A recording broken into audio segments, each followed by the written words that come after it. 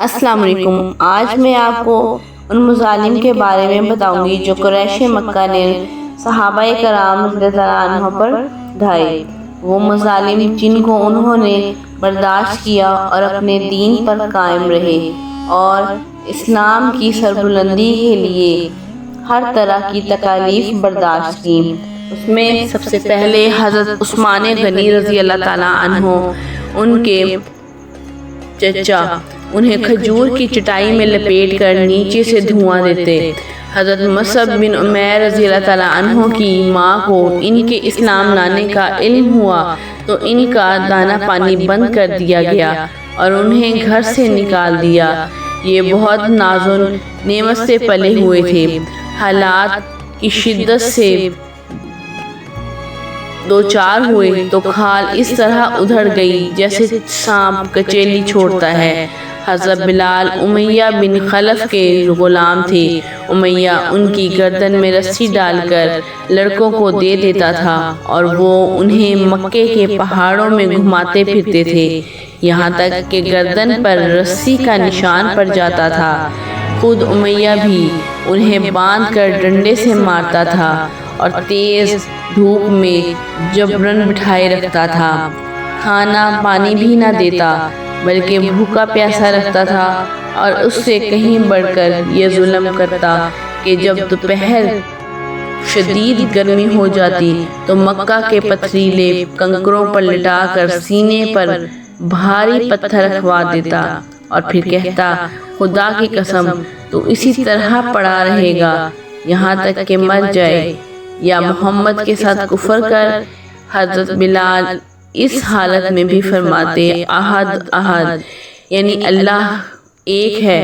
اور ایک روز یہی کارروائی جاری تھی کہ حضرت ابو بکر صدیق رضی اللہ تعالیٰ عنہ کا گزر ہوا۔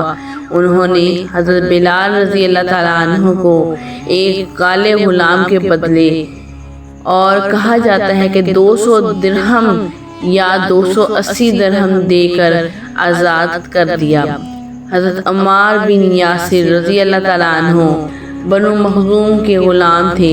انہوں نے اور ان کے والدین نے اسلام قبول کیا تو ان پر قیامت ٹوٹ پڑی۔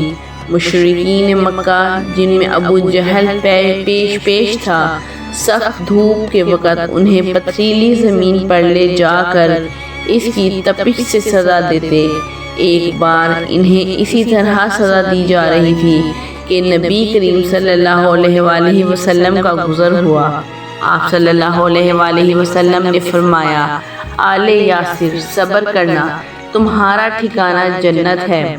آخرکار یاسر ظلم کی تاب نہ لا کر وفات پا گئے، اور حضرت سمیہ جو کہ حضرت عمار کی والدہ تھی، انہیں ابو جہل نے نیزہ مارا اور وہ دم توڑ گئی۔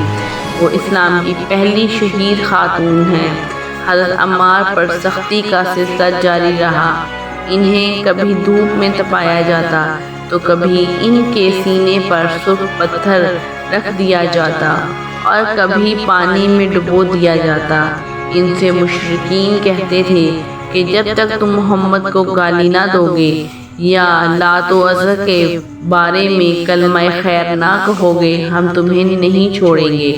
حضرت عمار نے مجبوراً ان کی بات مان لی، پھر نبی کریم صلی اللہ علیہ وآلہ وسلم کے پاس روتے ہوئے اور معذرت کرتے ہوئے تشریف لائے۔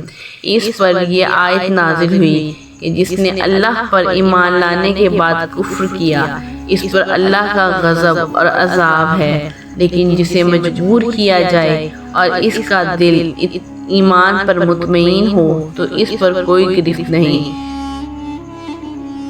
اسی طرح حضرت خباب، ایک عورت ام انمار کے پاس غلام تھے۔ مشرکین انہیں طرح طرح کی سزائیں دیتے تھے، ان کے سر کے بال نوچتے اور سختی سے گردن مروڑتے۔ انہیں کئی بار دہتے ہوئے انگاروں پر لٹا کر اوپر سے پتھر رکھ دیا جاتا کہ وہ اٹھ نہ سکیں۔